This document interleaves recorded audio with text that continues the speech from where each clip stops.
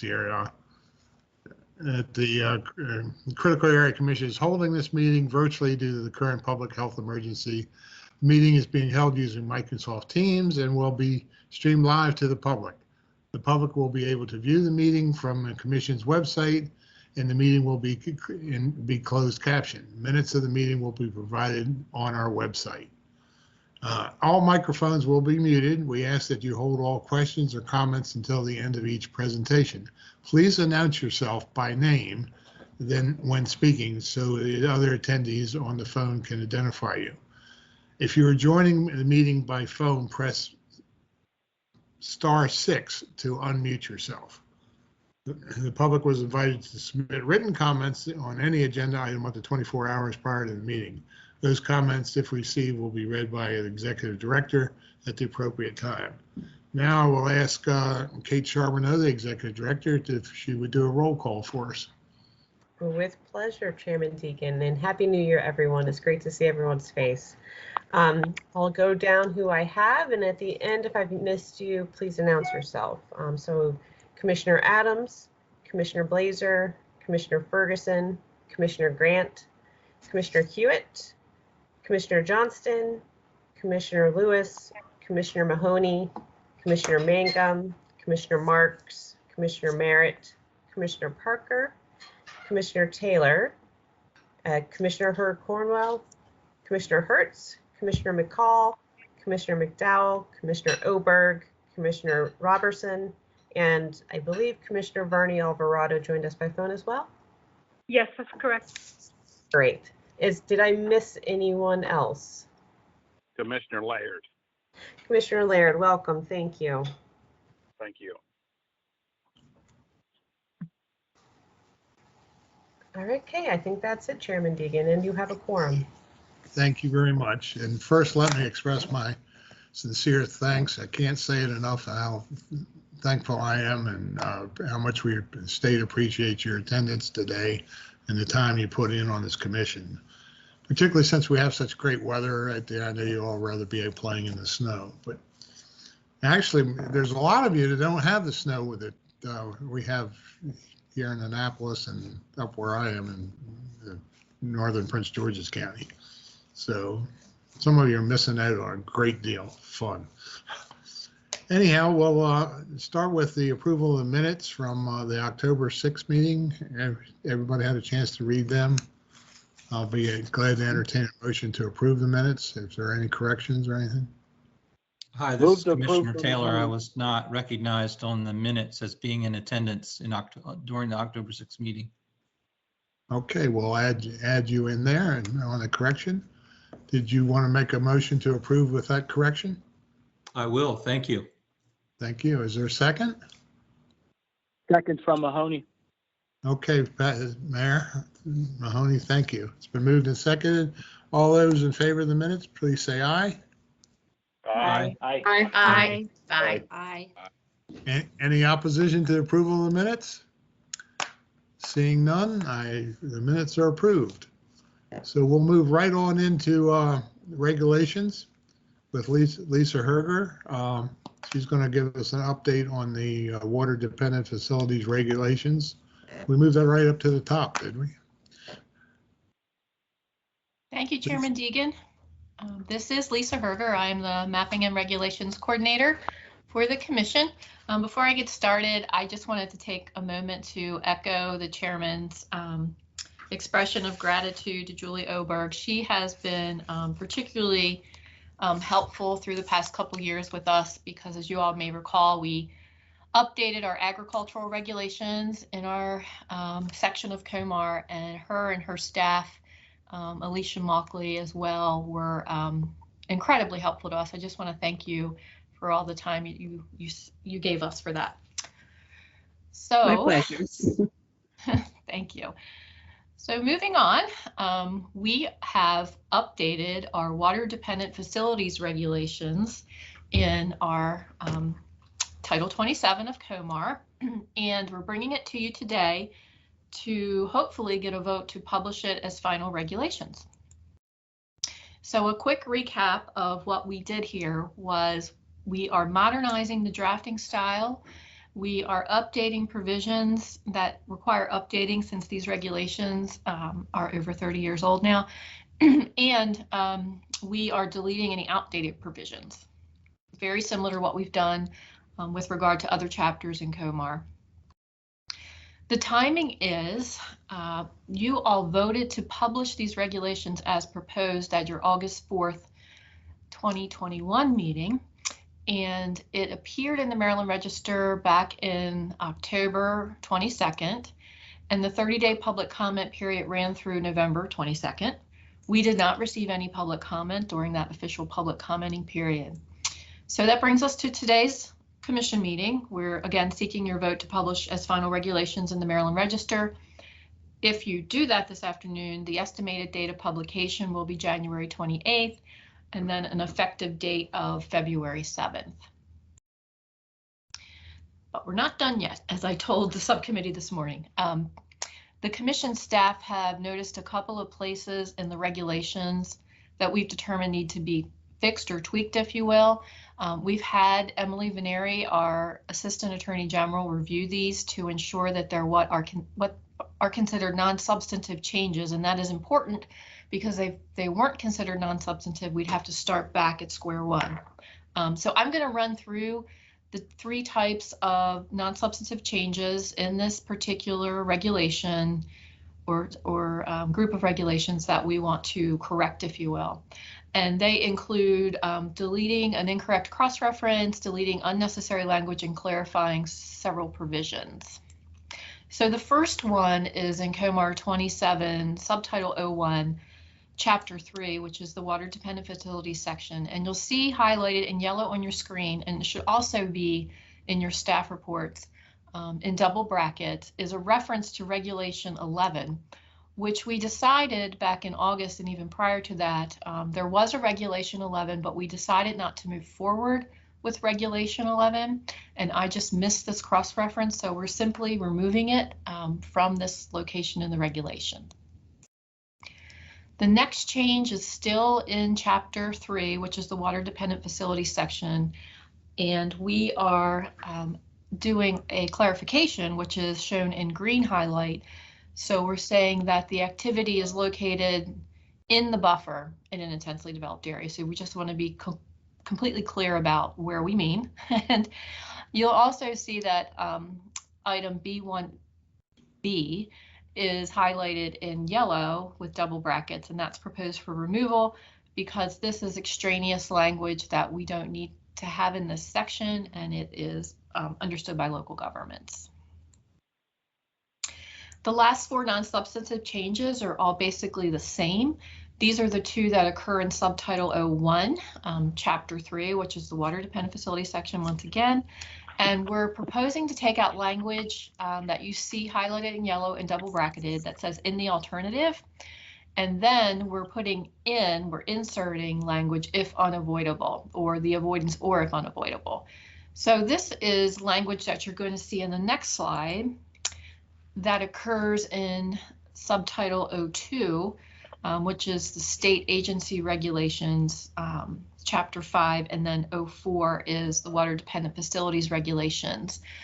Same type of language change, all non-substantive, we're just making it clearer. So the staff recommendation for today and this morning was that the commission vote to approve the regulations for final publication in the Maryland Register with the non-substantive changes as presented in the staff report and attachment. So with that, I'm showing you a picture of what it looked like at my house on Monday. I live up north, so I didn't get what you all got down in the south part of the state.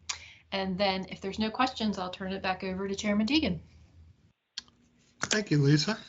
Do we have any questions? Another fantastic job, Lisa. You always do good work. So are you making it? No, you can't do that. I'll entertain a motion to take a vote on the final regulations. So moved. Thank you. Mayor Adams, thank you. Made the motion. Do we have a second? Second, Mr. Gary. Marks, second. Charlie, this is Emily Vinieri. I think you need to turn it over to the program subcommittee, to Sandy, to go through that process. Well, No, right? on the agenda, it just said regulations. Okay. I'm sorry.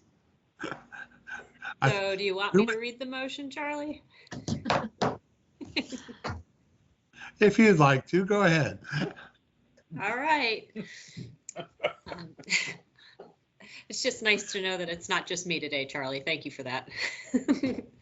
On behalf of the project subcommittee and in accordance with the staff report and presentation, I move that the commission authorize commission staff to publish these regulations as they appeared in the October 22nd, 2021 edition of the Maryland Register as final regulations in a future edition of the Maryland Register, and approve the non-substantive changes in the following regulations as they appeared in the staff report and as presented.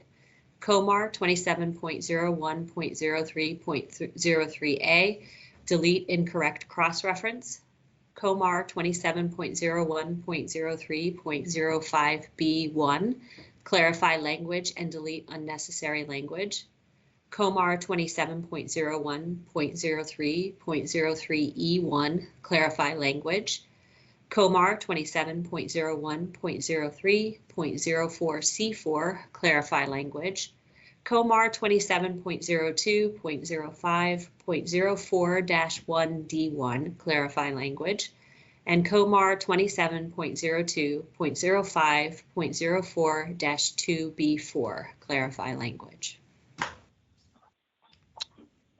Okay, and we have a second by Mayor Adams. Second. Good. Are there any questions? Seeing none, I assume you're ready to vote. All those in favor signify by saying aye. Aye. Aye. Aye. Aye. Any opposed? Any abstentions? Then the motion carries unanimously. Thank you very much. So now we can move on to projects. And we're going to start with Tay Harris with the Washington Suburban Sanitary Commission. They're going to do some sewer work down in Piscataway area of Prince George's County. That's this first. My question's here, this part.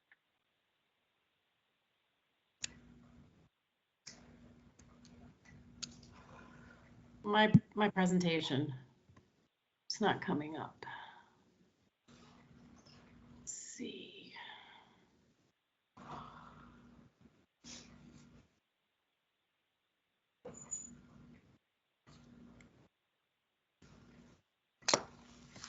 Here we go.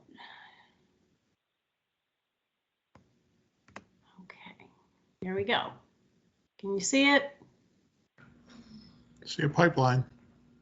That's what you're supposed to see. Thank you very much. So hi, I'm Tay Harris. I'm presenting to you today WSSC's Piscataway Sewer Shed Rehabilitation Project, Phase 2. I'm not sure if Gary Wallace from WSSC is here or Dave Ivey, a consultant from WSSC Water is here, but if they are, I'd like to welcome them to the meeting. And I'd also, before I proceed, like to tell you all that we submitted to you a revised staff report a few days ago, and the third staff recommendation was revised. So WSSC proposes to rehabilitate several segments of Piscataway sewer shed's deteriorating sewer conveyance infrastructure as part of a consent decree WSSC entered in 2005 with the EPA. The goal of the project is to reduce wastewater from entering into the Piscataway Creek. On March 11th, 2014, critical area staff approved phase 1 of the project, and this presentation will be discussing phase 2. Maintenance to existing sewer lines is permitted under the MOU between WSSC and the Critical Area Commission. However, there are temporary impacts to the expanded buffer, which is considered an HPA. Therefore, this project is ineligible for review under the MOU. And because WSSC is a quasi-state institution, and this project is ineligible for you over the under the MOU, is being brought to you by COMAR 270205, state agency actions resulting in development on state-owned lands. WSSC proposes to slipline their existing deteriorating infrastructure, going through existing manholes to minimize impacts to the expanded buffer. All impacts are temporary for this project and are located in WSSC's right-of-way. The project includes 7 different project areas. And as you can see, it's located in Prince George's County, south of the District of Columbia, in the Fort Washington area. And here is Indian Head Highway going through the project areas. You can see that the LODs impact several subdivisions and open space within those subdivisions, as well as natural resource parklands, either owned by the National Park Service or Maryland National Capital Park and Planning Commission. Also found within the project areas are steep slopes, hydric soils, highly erodible soils, and streams, as well as forest interior dwelling bird habitat, as shown in green here, and then wetlands, as shown in lime green here.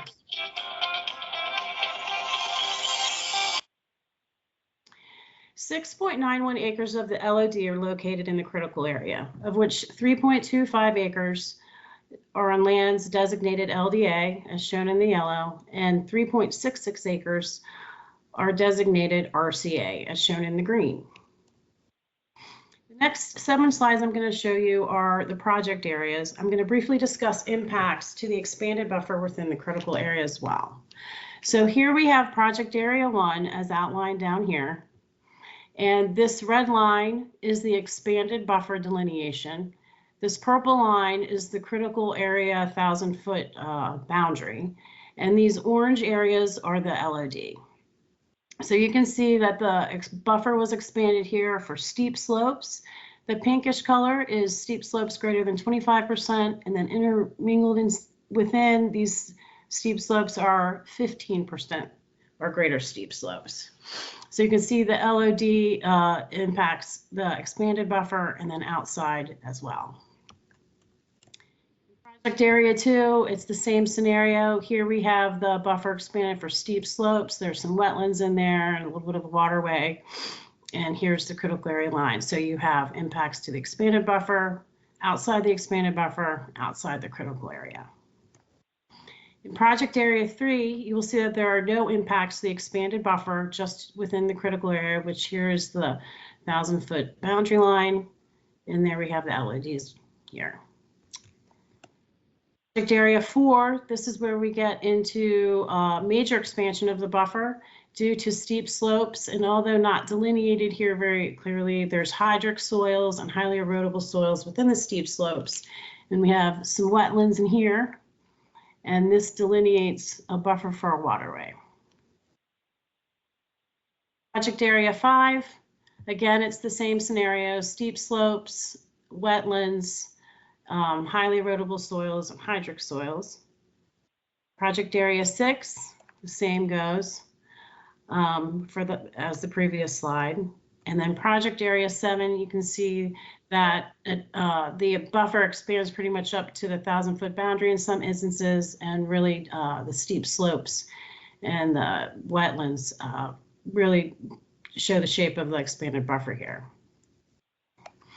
So the proposed clearing in the critical area is 5.07 acres, of which 3.6 acres is located in the expanded buffer. Temporary impacts comprise 1.84 acres to allow for site access and equipment movement. WSSC proposes 5.32 acres of reforestation at a rate of 1:1, both inside and outside the expanded buffer. To give you an idea, it's such a vast area with different soil types and upland areas and wetland areas. Here is a list of proposed plantings that will be used in the upland areas to be reforested. And here is a list of proposed plantings for wetland areas to be reforested. And the temporary impacts we stabilized and reseeded again with a seed mix tailored for upland areas and a seed mix tailored for wetland areas. And like to note that all reforestation is going back into the places that were cleared. It's because the project lifespan is 50+ years. So replanting where clearing occurs helps minimize impacts to the expanded buffer, the critical area, and the whole project in total. Because the impacts are temporary, there is no action required for the 10% rule. And the same goes for coastal resiliency. Because all impacts are temporary, there are no issues associated with coastal resiliency. And other agency reviews, the status is as follows. Maryland Department of Environment's authorization for impacts to non-tidal wetlands is pending.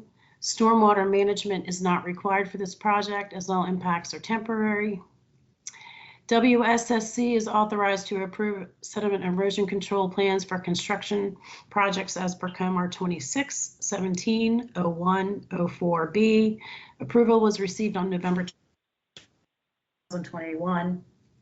And the Department of Natural Resources Wildlife Heritage Service made a determination on November 16th, 2021 that there are no impacts to RTEs, and all impacts to FIDS habitat will be mitigated at a rate of 1:1.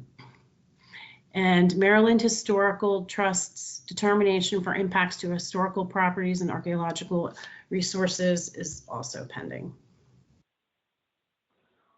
Public notice was posted in the Washington Post on November 15th, 2021. No comments were received, and signs were posted within the 7 site areas or project areas on December 17th, 2021. And with that, I'd like to hand the presentation over to Chairman Deegan.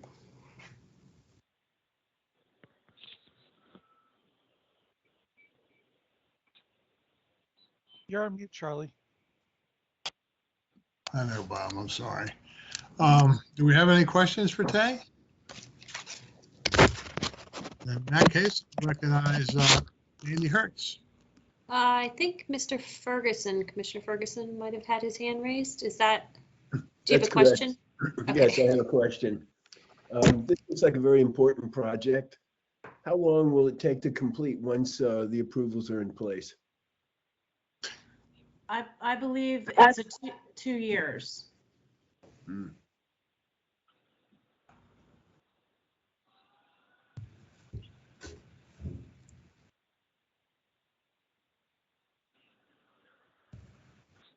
I don't see any more questions, Charlie. Would you like me to move forward with the motion?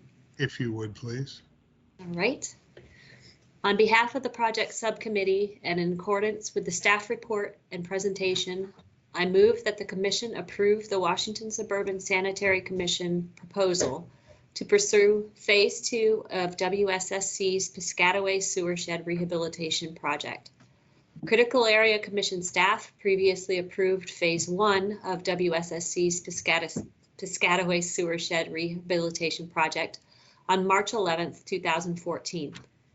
Phase 2 consists of rehabilitating several segments of sewer conveyance infrastructure in the Piscataway sewer shed that transverse east and west of Indian Head Highway, Maryland Route 201, from Old Fort Road south to west of to Livingston Road in Oxon Hill.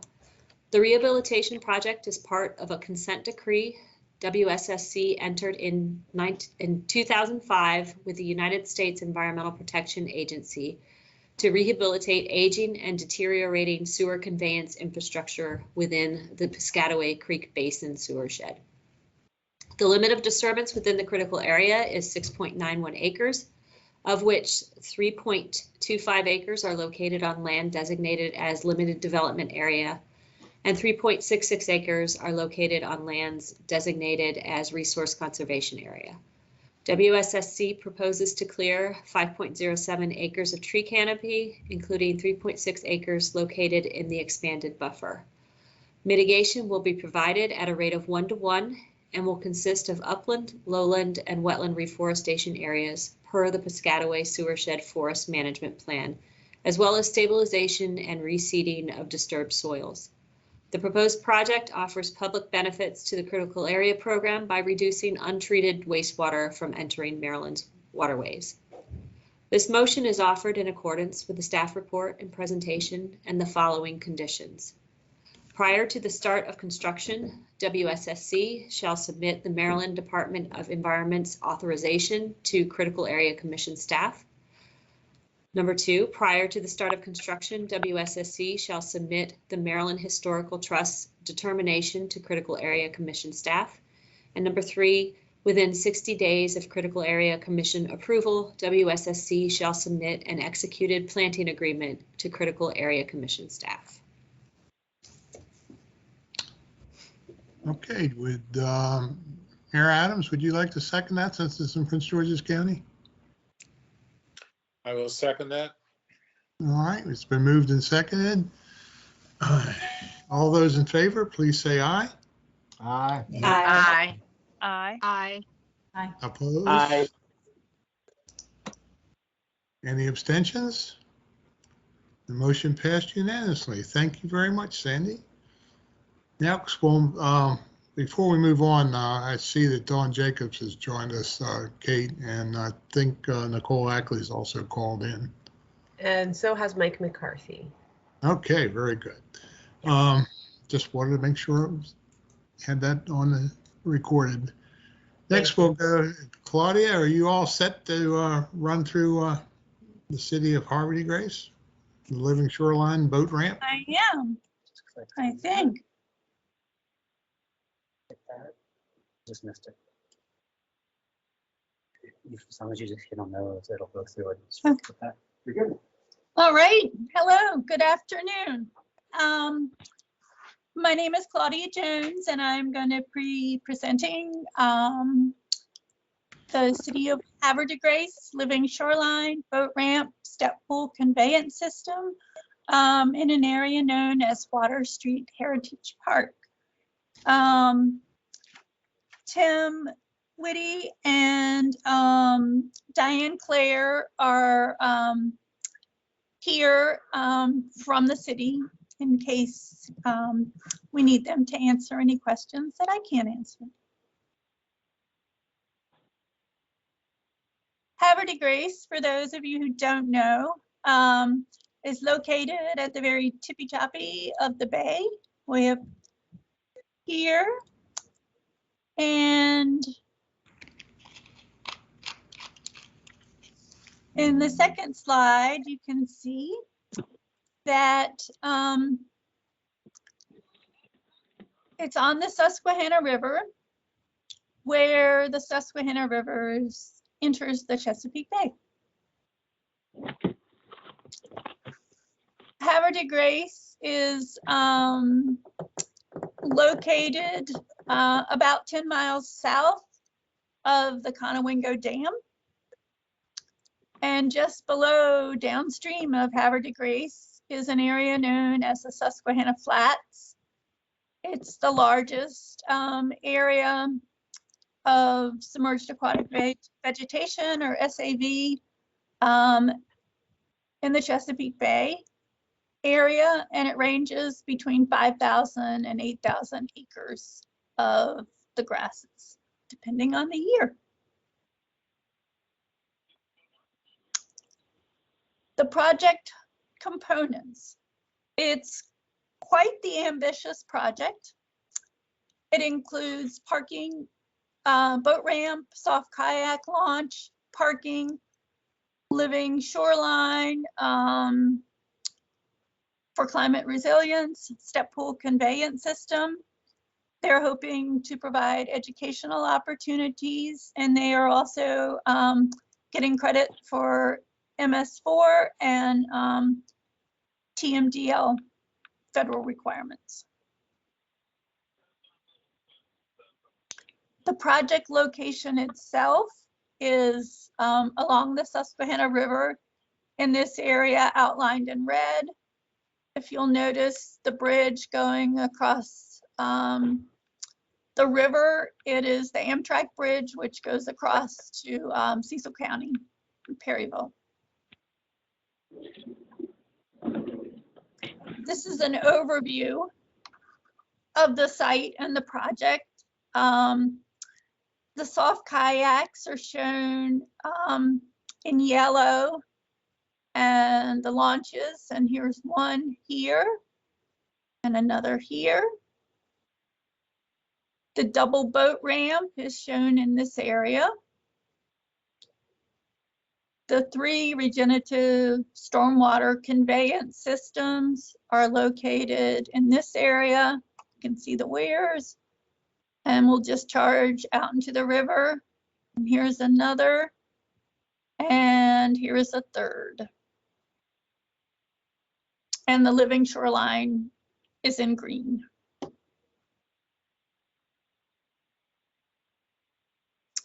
The existing conditions on the property, it's not really used now except for occasional parking and fishing off of the shoreline. You can see an existing parking lot here with scrubby vegetation, a bulkhead that's starting to fail, the concrete bulkhead in one section, and a bulkhead that's really not looking too good.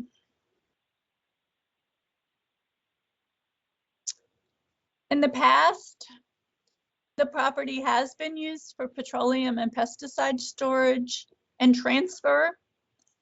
The storage tanks were all removed by 1999. An environmental assessment of the soils was conducted in 2004 and again in 2013 and 2017. Some areas were found to be contaminated with hydrocarbons, lead, arsenic, and mercury, in addition to some others. A soil management plan to address these contaminants was approved by MDE, and it limits soil disturbance in specific areas and requires capping in others. This is a close-up of the boat ramp area. You can see the boat ramp in here, and again, the soft kayak launches. If you'll notice the red and black line, this is the 25-foot setback that the city has in its modified buffer program. And the green line shows the 100-foot buffer. If you'll notice in this area, there are 20 pull-through parking lots, so a car or truck with a trailer will fit. There's also 7 car spaces and a handicap space over here by this kayak launch.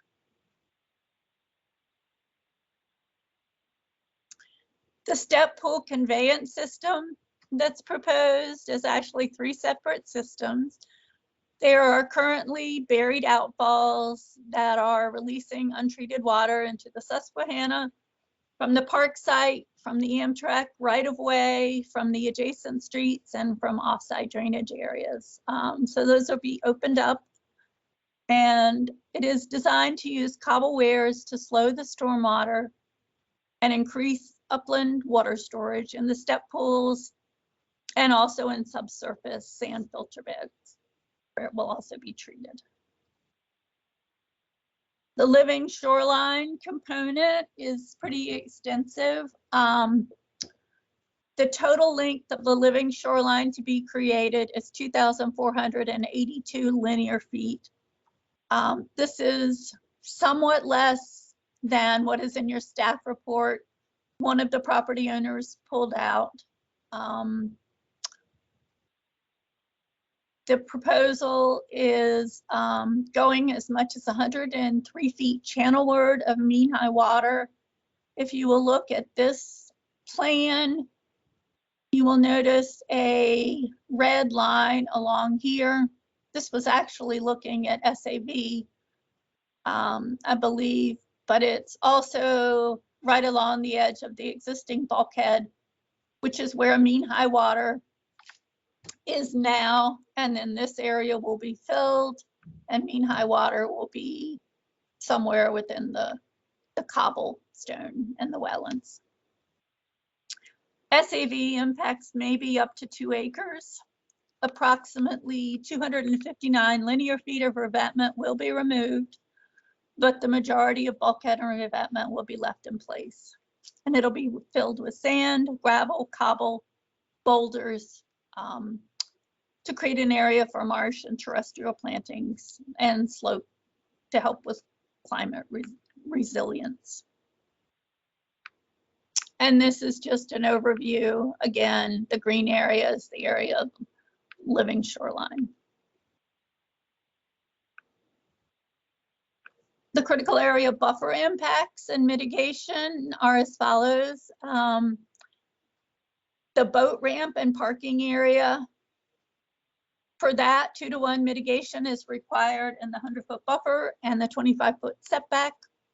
1-to-1 credit was given for lot coverage that's removed within this area. The clearing is 1-to-1 mitigation for any vegetation cleared for the living shoreline, and 2-to-1 mitigation required for clearing outside of this area within the 100-foot buffer. The specific figures are actually in your staff report if you want to look at them. They're on page 2.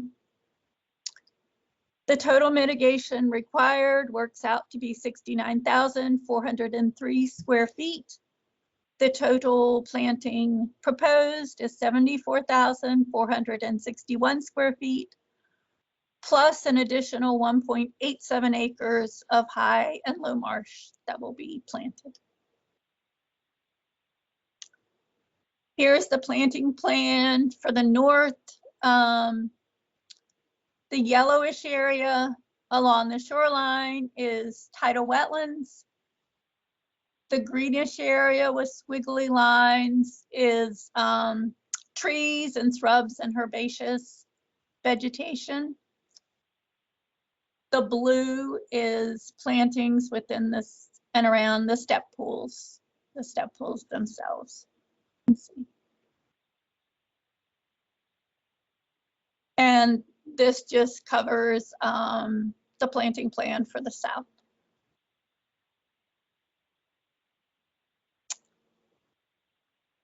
%, phosphorus reduction. The 7.41 acre LOD consists of 6.87 acres of existing impervious surface. The proposed impervious surface is 7.05 acres. The 10% calculations result in a phosphorus removal requirement of 2.01 pounds. The step pool conveyance system will reduce phosphorus loadings by a total of 14.36 pounds. This proposal for the project for the stormwater management allows the city to meet and even exceed its federal EPA phase 2 MS4 requirements. Public notification requirements have been met. It was posted, the project description was posted at 3 locations within the park property. And notice was placed in the Aegis bi-weekly on November 10th of last year. Permits and reviews by other agencies, DNR, Wildlife and Heritage, and U.S. Fish and Wildlife Service noted that the state and federally endangered short-nosed sturgeon and Atlantic sturgeon are in the region, but the agencies believe that the probability of encountering either species is low due to their rareness. The Department of the Environment approved the sediment erosion control plan and a soil management plan on December 1st of 21. Approval of the stormwater management plan is pending. The Maryland Historical Trust determined that there will be no impact to historical and/or archaeological resources. Does anybody have any questions at this time?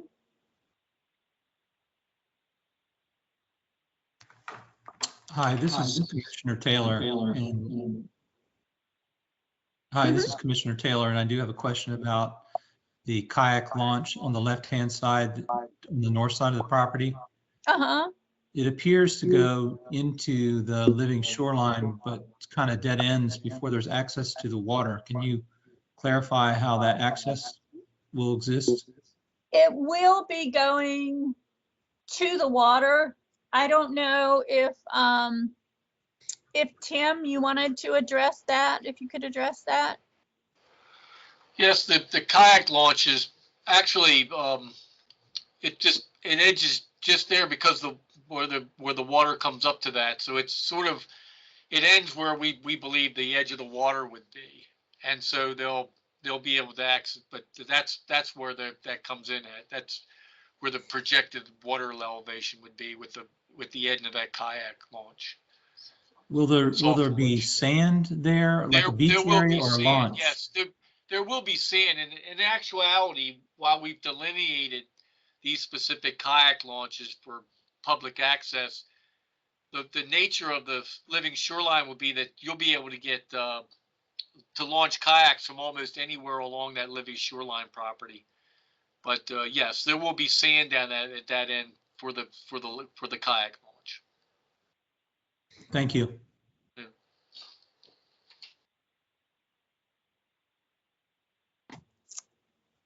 Anyone else? Well, with that, let's see. I will go. I'm having trouble with my. It looks like Dawn Jacobs might have a question. Her hand is raised, Claudia. Okay. Yeah, Dawn.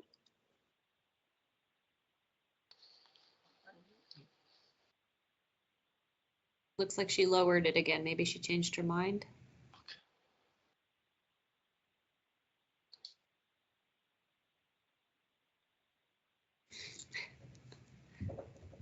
Okay. At this time, then, if there's no more questions, I will turn it over to Chairman Deegan. Dawn, your hand is back up. Do you have a question you would like to ask?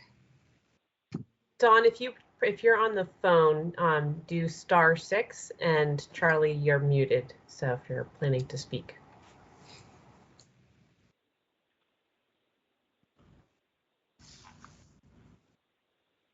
Okay, can you hear me now? Yeah. Yes. Yeah. Okay. Obviously, I have so much to learn, including this software. My question was just about impervious surface. And looking at some of the schematics, it seems like there's a lot of parking available for this project, and I'm wondering what kind of surface that is, given that it's in the critical area. Well, what's existing? It's concrete. It's a mixture and gravel. Some of it is worn thin, so you've actually got dirt showing through it. And it's my understanding from reading the environmental assessments, and maybe somebody from the city can jump in, but instead of digging up all the impervious surface and exposing some of the potentially contaminated soils, they agreed to cap them and cover them with clean material from either on the site or off the site. So I don't know if that answers your question, or Tim, if you had anything to add.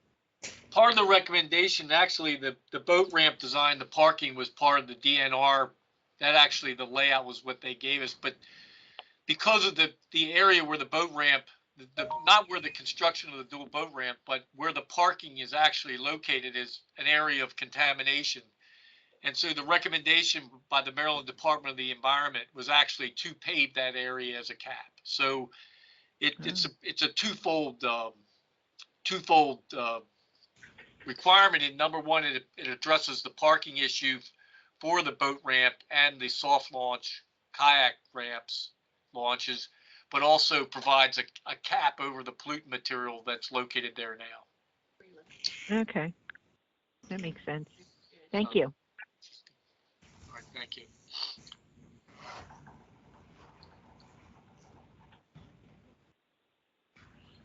Sandy, you're muted. All right. I have a quick question of Claudia prior to reading my motion.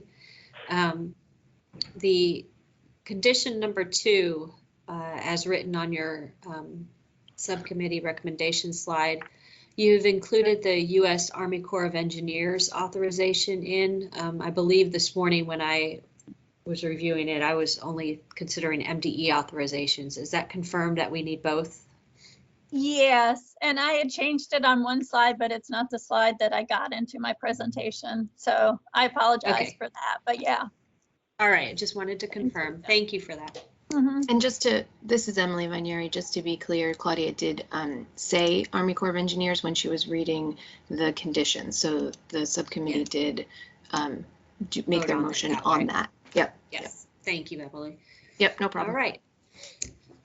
On behalf of the project subcommittee and in accordance with the staff report and presentation, I move that the commission approve the City of Havre de Grace proposal to redevelop a former industrial site into a city-owned waterfront park that will include a double boat ramp, soft kayak launches, vehicle parking, treatment of stormwater through step pool conveyance systems, and a living shoreline.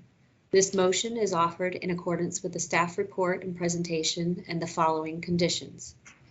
Number 1, within 30 days of commission approval, the City of Havre de Grace shall provide commission staff with an updated planting plan and planting agreement for review and approval by commission staff. Number 2, prior to the start of construction, the City of Havre de Grace shall provide commission staff with MDE and U.S. Army Corps of Engineers authorizations for impacts to tidal wetlands.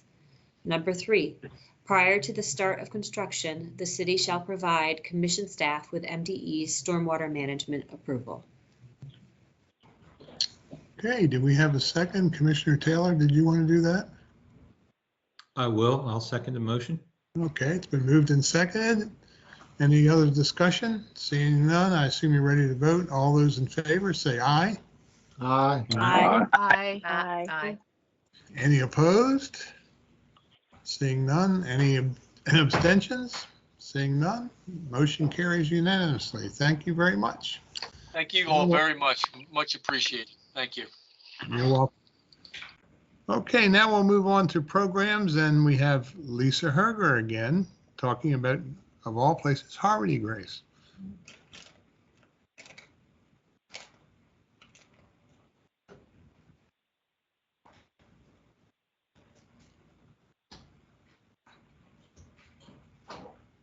Can everyone see my screen? We see it, but it's not in presentation. Yeah. Yeah, it's in edit mode, Lisa. Got it. Thank you. The duck's there. Good. Okay. Looks good now. Thank you. And thank you, Chairman Deegan. I am here, Lisa Herger, the Mapping and Regulations Coordinator, to present 2 items for Havre de Grace. Today is the Commission's day to see things in Havre de Grace. And joining us also in the meeting this afternoon is Shane Grimm, the Planning Director for the City of Havre de Grace, and Diane Clare, my counterpart at the city. And I thank you both for being here. So I thought I'd also wish the other half of the commission that I didn't speak with this morning a Happy New Year, and also share with you how the city chooses to ring in the new year in Havre de Grace, and that is with a duck drop, because most of you know they are world renowned for the decoy carving and the history that they have in Havre de Grace with regard to decoys. And if you haven't ever been to their decoy museum, I highly recommend it. So as Claudia pointed out in her slide presentation just before, Havre de Grace is located in Harford County, which is outlined on the map of Maryland, close to the northeastern corner. And then on the zoomed in version of the county, you can see it outlined in red. It sits along the Susquehanna River. It actually sits at the very end of the river.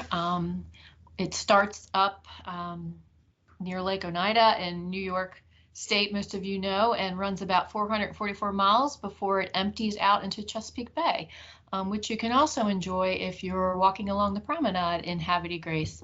And it's about 40 miles north of Baltimore City. So a very quick history, because there is so much about Havre de Grace that I could put in here, but I know we don't have enough time. But I just wanted to review some of the things. So in the 1600s, when Captain John Smith, who many of you know, explored the Chesapeake Bay region, when he came upon this area, which at the time was not called Havre de Grace, he came upon the Susquehannock Indians who used to inhabit this portion of the Susquehanna and points north. And it wasn't until the mid-1600s that a land grant was received by a person named Godfrey Harmer, and it was called Harmerstown up until the city, got its name, which was, Diane, correct me if I'm wrong, there's another name for it.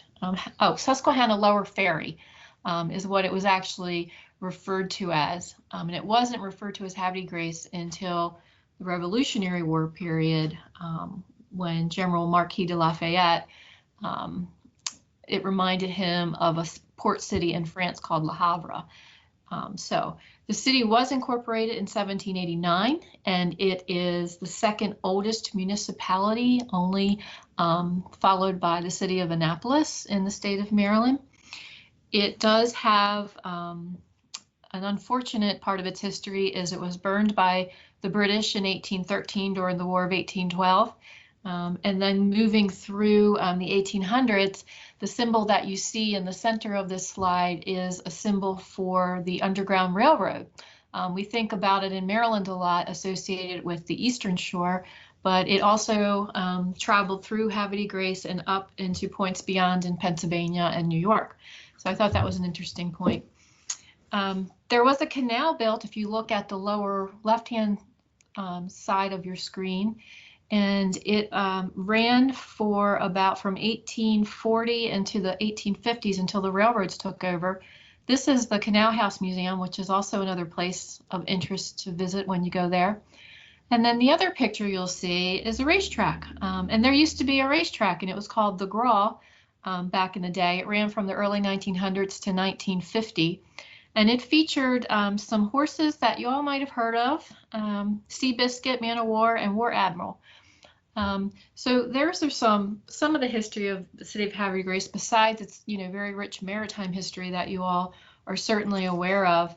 And I wanted to point out one interesting fact that I found out between the morning and the afternoon, and I think you all are really going to be interested in this one.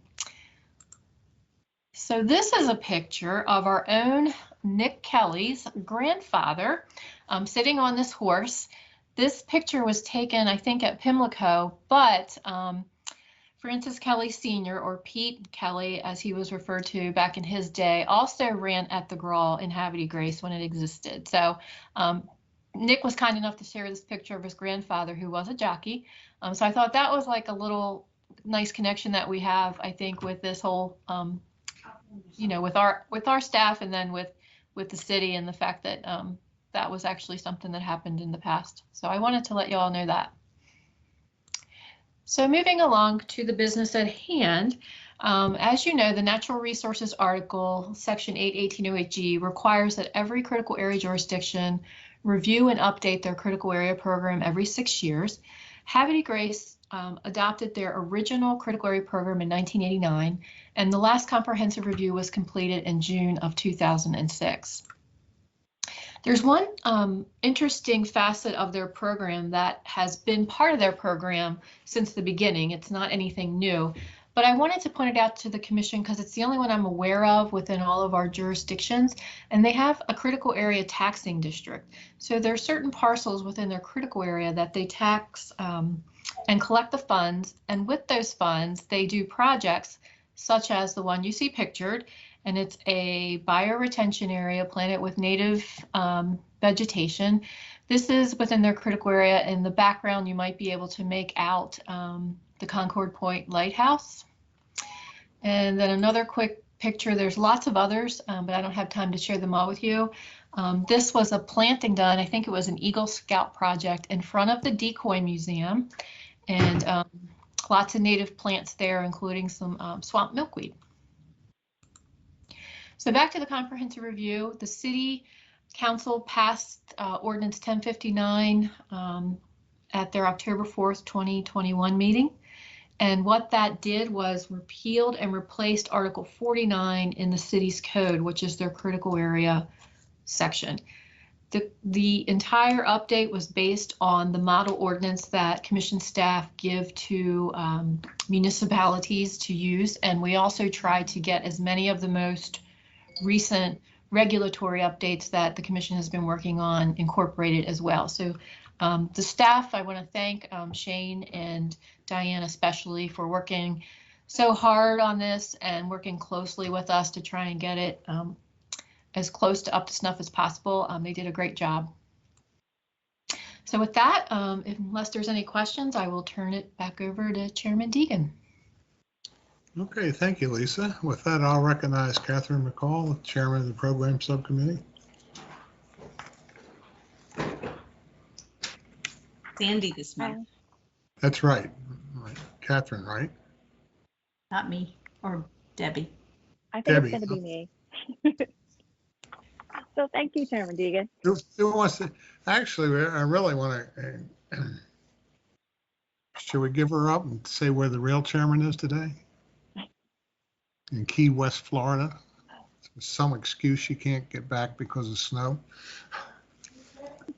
Okay, let's go. So thank you. Thank you, Chairman Deegan. The Program Subcommittee recommends concurrence with the Chairman's determination that the City of Havre de Grace's Critical Area Program Comprehensive Review, identified as Ordinance Number 1059, be processed as a refinement to the city's Critical Area Program. Further, as the proposed changes are consistent with the purposes, policies, and goals of the Critical Area Law and Regulations, the Program Subcommittee recommends the Chairman approve Ordinance 1059 as proposed. Okay, thank you very much. I'll accept the committee's recommendations, and that will be my final decision. Okay, Lisa, we get you one more time today. Okay. Thank you again, Chairman Deegan. Again, this is Lisa Herger, the Mapping and Regulations Coordinator for the Commission. One more item for the City of Havre de Grace, and that is our mapping update. Along with their comprehensive review, the City Council also approved the updated maps that the Commission, the Department of Natural Resources, and MDE prepared for them. We all know where the city is at this point. It's in Harford County, and it sits along the Susquehanna River in the mouth of the Chesapeake Bay. This is a picture of the map for the city. The dotted white line is just indicative of the municipal boundary line. And as you can see, Havre de Grace only has intensely developed areas, which is indicated in red, and resource conservation areas, which is indicated in green. They do not have limited development areas.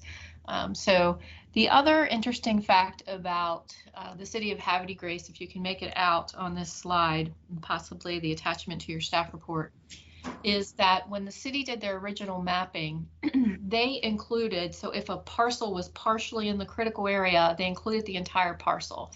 So the initial maps were done on a parcel basis. That's why it looks like the line is drawn around parcels. This actually occurred in some other jurisdictions that you all have seen. Prince George's County did this as part of their original mapping, and we approved their updated maps in 2014. And the town of Perryville has done the same thing, and we'll be approving those in the next year or so. But as part of the update, because we're trying to make this a more concise and flawless 1,000-foot boundary line throughout the state, we are mapping it with the arced line as the rest of the state is being done. So the Natural Resources article and the Code of Maryland regulations require that this map update be done, and then they are done subsequently every 12 years. And the city council, through their ordinance number 1059, updated and approved the maps at their October 4th, 2021 meeting. And this slide just shows you kind of the gains and losses. So the tan area is the 470 acres that was in and remains in the critical area. And then the red is the 53 acres that were lost from the critical area, and the green are the 37 acres that were gained as part of the remapping. So that gives us a net loss of 16 acres in total for the city of Havre de Grace. So with that, unless there's any questions, I'll turn it back over to Chairman Deegan. Thank you. I don't see any questions, so I'll recognize the acting program chairman, Deborah. Thank you, Chairman Deegan. The program subcommittee recommends concurrence with the chairman's determination that the City of Havre de Grace's mapping update can be reviewed as a refinement to the city's critical area program. Further, the program subcommittee recommends that the chairman approve the City of Havre de Grace's map amendment as proposed. Thank you very much. I'll accept that recommendation, and that'll be my final decision. Next, we'll move on to Michael Grassman. He's going to tell us about a refinement for the town of Queenstown. Thank you, Chairman. This is a comp review. Okay. Yep.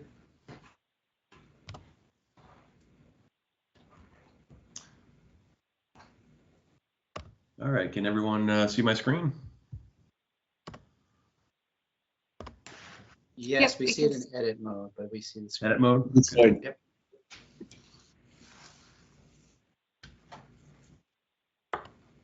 There we go. Yep, looks good. All right, great. Thanks, everyone. Happy New Year again.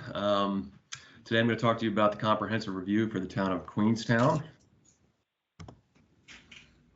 Queenstown is located in Queen Anne's County on the Little Queenstown Creek and the Chester River. The town motto is the little town on the water.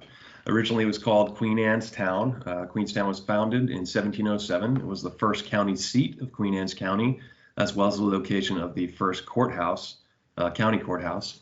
It was also the only town in Queen Anne's County to be attacked in the War of 1812.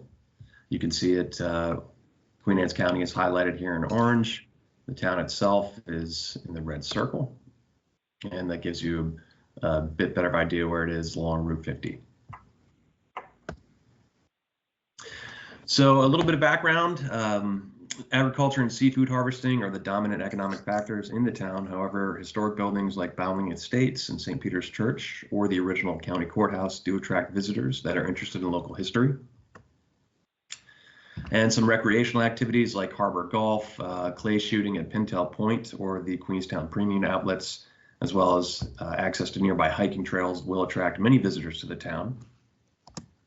Additionally, the town hosts a local population of albino squirrels, which are the unofficial mascot and are featured on the town emblem. In regards to the critical area, the town contains all three critical area land classifications: intensely developed, limited developed, and resource conservation areas. Part of the waterfront is also mapped a modified buffer area. As we heard in the previous presentation, Natural Resources Article 8-1809G requires each local jurisdiction to review the entire critical area program at least once every 6 years. The comprehensive review incorporates recent updates to the state critical area law and criteria, and the previous update for the town was completed in February of 2013. On July 28th, following a public hearing, the town commissioners adopted Ordinance 21-04, amending Article 4, Part 3 of the Queenstown zoning ordinance, which is the Critical Area Overlay District. The changes to the town program were based on the model ordinance for municipalities. This updated all the elements of the zoning ordinance related to the development in the critical area, including development standards, density and use standards, amendment procedures, variances, and enforcement. This also maintains previous standards on alternate adjacency. This new update also incorporates aspects of COMAR 270115, which allows commercial, institutional, or industrial solar generating systems in the RCA. And with that, I will take any questions. But I'd also like to note that at the title of the staff report, it says we are seeking approval with conditions. That is a typo that will be revised. We are just seeking approval. And if there are no questions, I'll turn it over to Chairman Deegan. Thank you, Michael. Don't see any questions, so I'll recognize the program chair subcommittee. Deborah? Thank you, Chairman Deegan. The program subcommittee recommends concurrence with the chairman's determination that the town of Queenstown's critical area program comprehensive review, identified as ordinance 21-04, be processed as a refinement to the town's critical area program.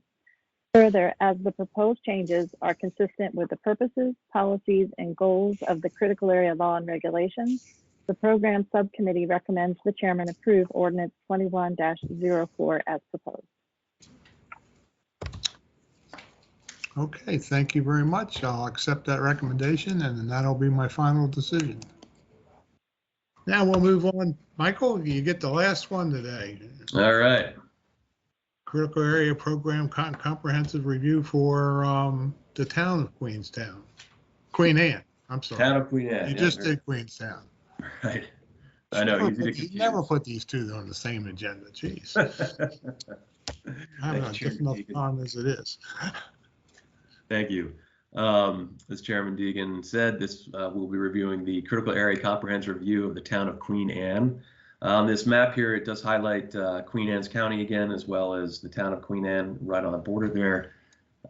In actuality, the town of Queen Anne is located in both Queen Anne's County and Talbot County along the Tuckahoe Creek, which is a tributary of the Choptank River. The majority of the town is designated as intensely developed, but there are sections of resource conservation area and limited development area within the town limits. A little background about the town of Queen Anne. According to the Maryland Municipal League in the 1850s, the area that is now the town of Queen Anne was part of a 225-acre farm owned by Jacob Morgan. Initially, the town nucleus was nothing but a 1.5-story dwelling, but in 1864, Mr. Morgan built a more substantial place that was known locally as the Mansion House. And at the time, the town was called Morganville. The Pennsylvania Railroad had been laid as far south as Greensboro at that point, and later it had stretched down to Hillsboro and across the Tuckahoe Creek. In 1878, the railroad purchased a site for a station across the creek in Queen Anne's County, and that is how the town received its name, Queen Anne, when the station was finally built and put into service in 1882. Queen Anne is also near the home of statesman, activist, and abolitionist Frederick Douglass. Douglass wrote that he was born in Tuckahoe near Hillsboro, but there is no town by that name. Instead, Tuckahoe is near an area along the Tuckahoe River that's in Talbot County. The exact site of Douglass's home is unknown. In regards to 6-year comprehensive review, as we have mentioned, the comprehensive review incorporates recent updates to state critical area law and criteria, as noted by Natural Resource Article 8-1809G, requires each local jurisdiction to review its entire critical area program at least once every 6 years. The previous update to the town of Queen Anne's critical area program was completed in June 2012. On September 15th of 2021, the mayor and the town commissioners approved ordinance 22-02. This ordinance repealed and replaced Article 6, the critical area overlay district, in the town zoning code. And once again, the town relied on the model ordinance for municipalities that was created by critical area staff. Several other sections throughout the zoning ordinance were also updated that related to critical area provisions, such as site plans, supplemental use standards, grandfathering, lot consolidation, and variances. And with that, I'll answer any questions. If not, I will hand it over to Chairman Deegan. Okay, don't see any questions. I guess you did a great job, Michael. Thank you. I'll recognize, you want to be Catherine or Debbie this time? I'll answer to either. It doesn't matter. I'm sorry about that. No worries. Debbie, for the last time. Thank you, Chairman Deegan. The program subcommittee recommends concurrence with the chairman's determination that the town of Queen Anne's critical area program comprehensive review, identified as ordinance 22-02, be processed as a refinement to the town's critical area program. Further, as the proposed changes are consistent with the purposes, policies, and goals of the critical area law and regulations, the program subcommittee recommends the chairman approve ordinance 22-02 as proposed. Okay, I'll accept the committee's recommendation, and that will be my final decision. Thank you very much, and thank all the members of that committee today. I want to particularly, those of you that were in the, I guess, the morning session for those informational items, you have a better appreciation that we just, the staff doesn't just sit around and do nothing. We still, you know, we had a little info on the village downriver, and what the longest one was the Baltimore County, what is it called, Club Estates, it's Sparrows Point, that golf course. That, you know, that's a big project, and it, you know, it takes a lot of prep work to do that kind of stuff, and that's what we do most of. And that's why it's important that we keep these meetings going and get these projects underway. And I know somebody questioned that it takes WSSC 2 years to do something. That might be fast for them, but all this stuff that we help by keeping it on the agenda and keep pushing it through. So I appreciate you, you know, taking the time and to listen to that, and, you know, getting it done, as they say. We are have any old business, legal updates? Emily, you have? I do. I have one quick one. I'll be brief. This involves the Rote case in Somerset County. I last mentioned this case to you in June of 2021. This case involved Mr. Rote clearing nearly an acre of trees and shrubs in the critical area without approvals, and his property is located near Mount Vernon, Maryland, excuse me. Somerset County cited a critical area violation there. Mr. Rote challenged it. The Somerset Board of Zoning Appeals upheld the county's determination that this was an appropriate critical area violation, and then Mr. Rote challenged that again to circuit court. We had a hearing on December 10th of 2021, and the Rotes actually failed to appear, so the court dismissed the case. And so now what happens is this goes back to the county in order to actually resolve the underlying enforcement matter. So one of these things that takes some time to get to a resolution, but we'll get there eventually. So that is my update. I guess that's good news. It's okay. Yeah, it's good news. Yeah. Any new business? A little bit. I have, we're trying to schedule a port tour. I talked to Cindy Berman, who's all excited as coming to the cruise port. We have a new Secretary of Transportation, and soon a new Secretary of Commerce. So what we're trying to do is schedule on the first Wednesday of the month. So, you know, most of the commissioners keep that day for the Critical Area Commission, and see if we can do that. Those of you that are new to the commission, we took that tour several years ago. Just seeing the operations of the port is it's pretty involved and gives you a better appreciation of the what's in the news every day, but the backlog of the ships and stuff like that. So I think we'd like to do that again. What we did before is we went through the port and the container ships and stuff like that, and then we went over to the cruise terminal. We had lunch that day. Security is tight through the port, so what we ended up doing is getting a bus from MTA, and at that time it was I guess Paul Comfort was head of that, and he did a good dog and pony show on the ride up there, telling everybody about what the transit system was. So we're going to maybe try something like that again, but that's in the works. I don't know if it'll happen as early as February, but hopefully early spring at the latest. I guess that's about all I have, except I'm want to thank everybody that sent me some kind words. I have that brand new left knee now, so I can been walking better. And everybody says I'm doing great in physical therapy, but I'm the only one that's a little frustrated. what they say, within a month, I ought to be back to normal, whatever that is. So, again, Happy New Year, and appreciate your service. And Kate, do you have anything that? I do not have anything else to add under old business or new. We're really looking for a Happy New Year because we haven't ended the last one very well. Kate's been suffering with a migraine today. At the earlier meeting, they lost electricity in part of the state, so half of us got dropped off the meeting. Lots of gremlins today. Yeah. But doing better. We made it through. And the other thing I can say, I still have some Oxycontin left, so I'm in good shape. I'm sorry if I missed this. Are we expecting a February meeting? We will keep you posted in a week or so, and I'll have a better sense of where things stand on the agenda. So keep an eye out for an email, and if you could hold on to the date for now, that would be great. Okay. Thank you. We try to push it through because when we delay a month, it really sets us back. And we don't want to keep these meetings too long. I want to get back to having in-person meetings someday.